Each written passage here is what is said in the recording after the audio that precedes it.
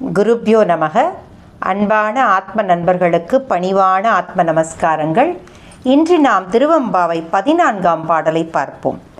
காதார் குழையாட பைம்பூன் களநாட கோதை குழலாட வண்டின் குழாமாட சீதப் புனலாடி சிற்றம்பலம் பாடி வேதம் உட்பொருள் பாடி அப்பொருளா மாப்பாடி சோதித்திறம் பாடி சூழ்கொன்றை தார்பாடி ஆதித்திறம் பாடி அந்தமாமா பாடி பேதித்து நம்மை வளர்த்தெடுத்த பெய்வழை தன் பாதத்திறம் பாடி ஆடேலோர் எம்பாவாய்.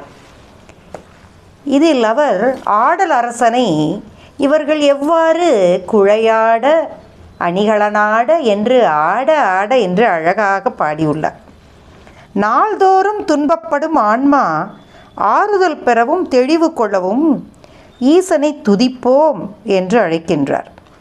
செவியில் பூட்டிய குழைகள் ஆட, செம்மேனியில் பசும் பொன் அணிகள் ஆட, கோதை அவள் கூந்தலாட, அதில் மது அருந்த வந்த வண்டுகள் ஆட, உடலும் மனமும் குளிர குளிர்ந்த நீரில் நீராட, அந்த நீராடும் போதே தில்லை சிற்றம்பலத்தில் கூத்தாடும் வேதத்தின் உட்பொருளான நம் ஈசனின் திருநாமங்களை சொல்லி பாடுங்கள் என்று கூறுகின்றார்.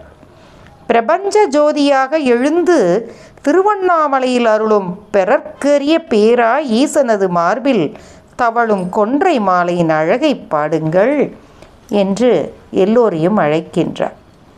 மேலும் அவர் இதில் என்ன கூறுகின்றார் என்றால், சிவனை பாடும் போது சக்தியையும் பாட வேண்டும் அல்லவா? அருள் சிவன் என்றால் ஆற்றல் சக்தி அல்லவா? ஆகையால் உமையம்மையையும் இங்கு பாடுகின்றார்கள். பேதித்து என்றால் நம்மை மற்றவர்களிடமிருந்து வேறுபடுத்தி காண்பிப்பது.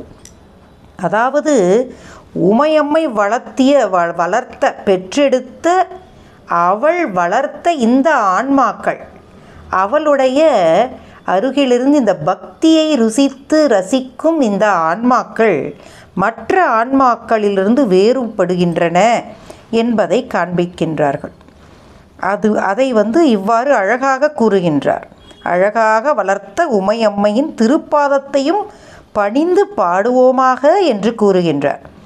ஆதியாய் அனாதியாய் அபூர்வமாய் விளங்கும் தாயுமாக தந்தையுமாக விளங்கும் நம் தலைவனை பாடுங்கள் என்று அழைக்கின்றார்.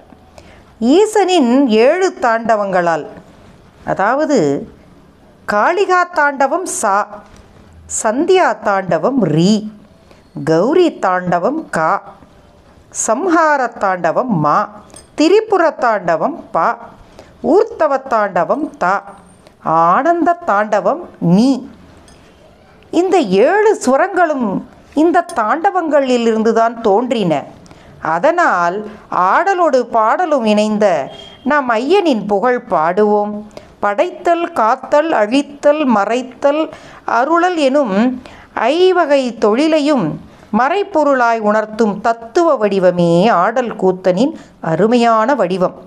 நாம் பிணி பெருந்துயர் கடன் வம்புகள் வழக்கு உறவு சிக்கல் என நாள்தோறும் துன்பப்படும் ஆன்மா ஆறுதல் பெறவும் தெளிவு கொள்ளவும் நாம் ஈசனின் பெருமையை கூறி அவர் அருளை நாடுவோமாக.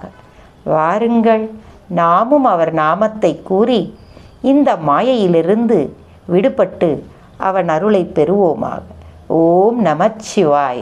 கிருஷ்ணார்ப்பணம்.